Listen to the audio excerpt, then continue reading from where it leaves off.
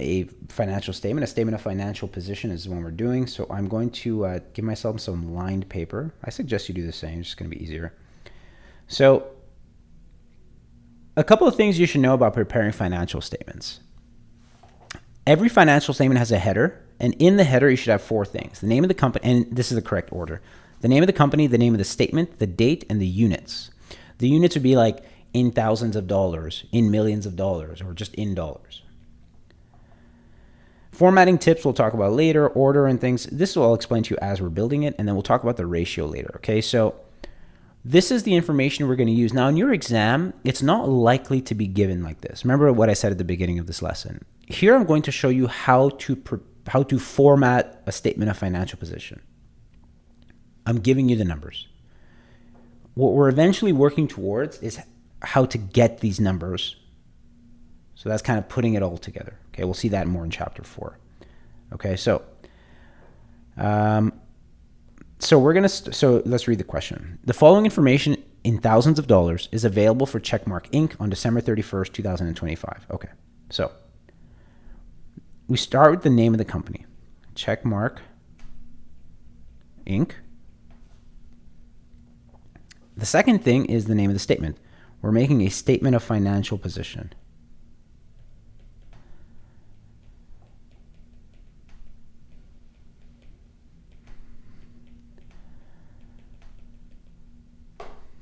Okay. Now, as for the dates, when you are preparing a statement of financial position only, what I'm about to say only applies to this one statement. The way you write the date is like this. You write as at, and then the date. So this is as at December 31st, 2025. Why? If you remember in the first lesson where we talked about the statements, I said that the statement of financial position is a snapshot. It tells you exactly how much money you have, how much debt you have, but on a date. It's not a summary of a whole period. It's just on a particular date. And then under we'll write in thousands of dollars. Okay, the units. Okay. Great. Now, a statement of financial position has three main sections. The first is assets. So we write assets. And then subsection, I like to indent. You don't have to. I like to do it. It just makes it neater. Current assets.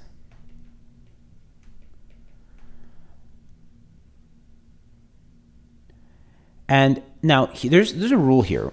When you're preparing your statement of financial position and you're preparing the assets section, the rule is this: you have to write your assets in order of liquidity. What does that mean?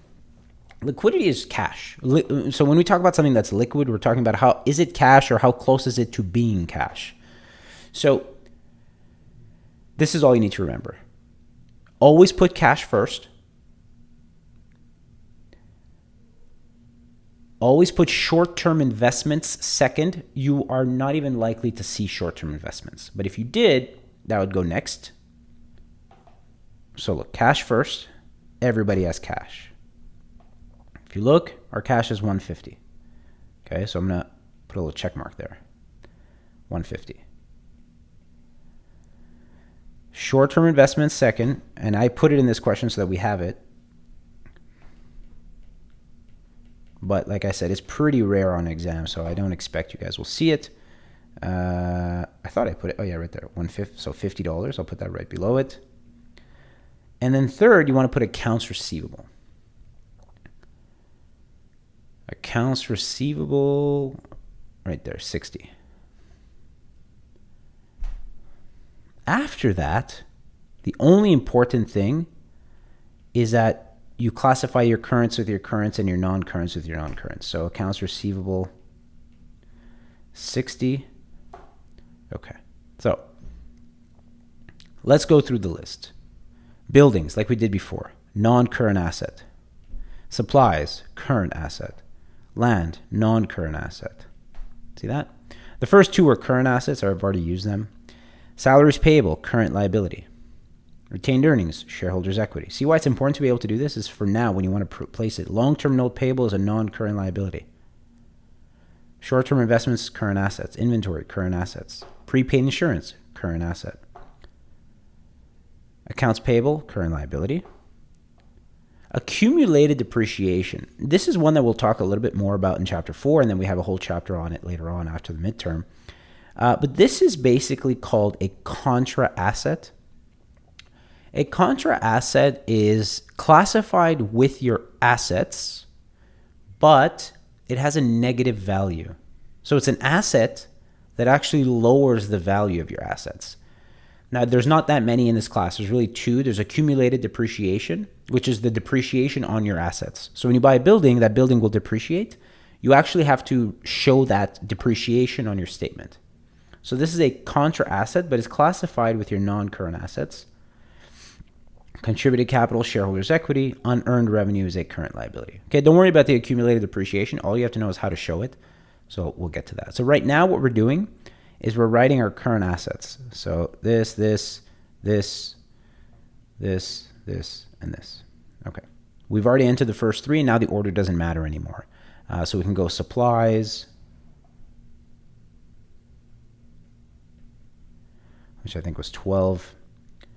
We can go inventory, which, so supplies, we used it. Inventory was 90. And prepaid insurance 6. What you want to avoid doing, by the way, on exams is abbreviating. I might abbreviate sometimes, but you shouldn't do that on your exams. Once you've entered all of your current assets and you're sure of it, you add them up. 150 plus 50 plus 60 plus 12 plus 90 plus 6. 368. Okay. Then, non-current assets. The order here doesn't really matter. So I'm going to put land first. I think I had land. I think I saw land somewhere. Yeah, land, 500.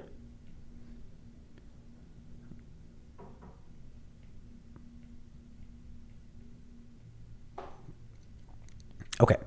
Now, land is an interesting asset because it doesn't depreciate. So something you should just know in general, land does not depreciate. But all other fixed assets depreciate. Now, you guys don't have to worry so much about remembering that initially, because if you have basically an accumulated depreciation, that kind of implies that that asset is depreciating. But so how do you show this? One, you need to put these two together. Okay, so here, let me just show you.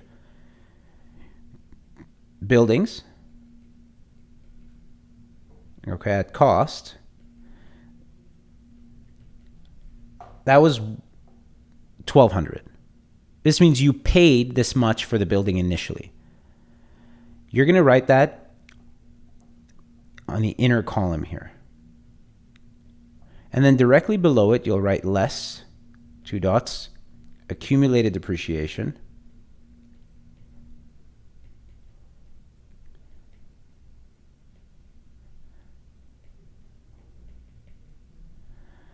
And the accumulated depreciation on the building was 300. So what goes on the right-hand side is the net amount. So this is how you show contra assets. You attach them to the primary asset, whatever that asset is. So in the case of accumulated depreciation, you attach it to the asset that is being depreciated. The right-hand side is where we want to put the actual net value. The left side is to just show a calculation. So when the $900 requires a calculation, we show the calculation on the left. So basically we're saying it's 1,200 minus 300. I don't think we had any other current non-current assets. So let's see.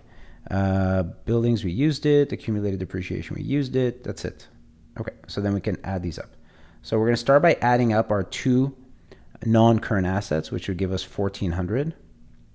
Oh, I forgot to put, it doesn't really matter if you skip the line here, but I'm going to skip another line because this 368 needs a name. We're going to call this total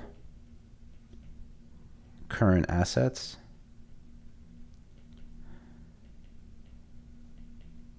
And then this 1,400, we're going to call it total non-current assets. Okay. And then after this, you put another line, and we're going to add the two assets together, and that's going to give us total assets. And that's the end of the first